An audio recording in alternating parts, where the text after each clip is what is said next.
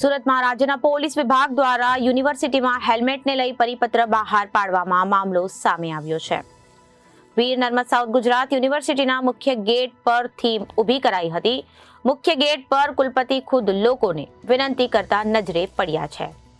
રાજ્યના પોલીસ વિભાગ દ્વારા યુનિવર્સિટીમાં હેલ્મેટને લઈ પરિપત્ર બહાર પાડવાનો મામલો સામે આવ્યો છે। વીર નર્મદ સાઉથ ગુજરાત યુનિવર્સિટીના મુખ્ય ગેટ પર થીમ ઊભી કરાઈ છે।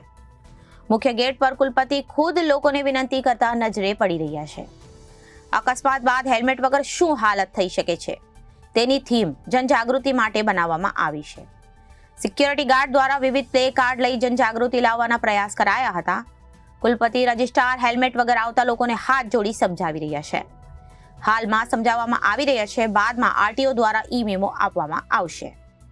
આપણી વીર નર્મદ દક્ષિણ ગુજરાત યુનિવર્સિટી જ્યારે 60 વર્ષ પૂરી કરી રહી છે ત્યારે હું કુલપતિ શ્રી ડૉક્ટર કિશોરસિંહ ચાવડા, વીર નર્મદ સાઉથ દક્ષિણ ગુજરાત યુનિવર્સિટી, અમારા કેમ્પસની અંદર આવતા 6000 વિદ્યાર્થીઓ અને 1000 કરતાં વધારે કર્મચારીઓને રાજ્ય સરકારનો અતિ આદરણીય નિર્ણય એટલે કે શૈક્ષણિક સંસ્થામાં આવતા વ્યક્તિઓને હેલ્મેટ પહેરવું, આ સંદર્ભની અંદર અમે અલગ અલગ રીતે વિદ્યાર્થીઓને સમજાવી રહ્યા છે। જેની અંદર આજે અકસ્માત થાય તો કઈ રીતે બધે અલગ અલગ પ્રકારની આપણને નુકસાન અને પરિસ્થિતિ જતી હોય છે તેના ડેમો તૈયાર કરવામાં આવે છે। આ રીતે વિદ્યાર્થીઓને અને કર્મચારીઓને સમજાવી રહ્યા છે, કારણ કે આપણને કંઈ પણ નાની મોટી ઈજા થાય તો આપણને જ્યાં સુધી આપણે પૃથ્વી પર રહીએ ત્યાં સુધી આપણે સહન કરવું પડે છે અને આપણા પરિવારની સુરક્ષા માટે આપણે સૌ હેલ્મેટ પહેરીએ અને ફોર વ્હીલરને દરેકને વિનંતી કરીએ છીએ કે બંને આગળના મિત્રો એ સીલ બેલ્ટ પહેરે।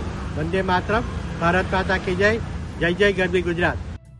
Reporter Arvind Rathod, Janadesh news, Surat.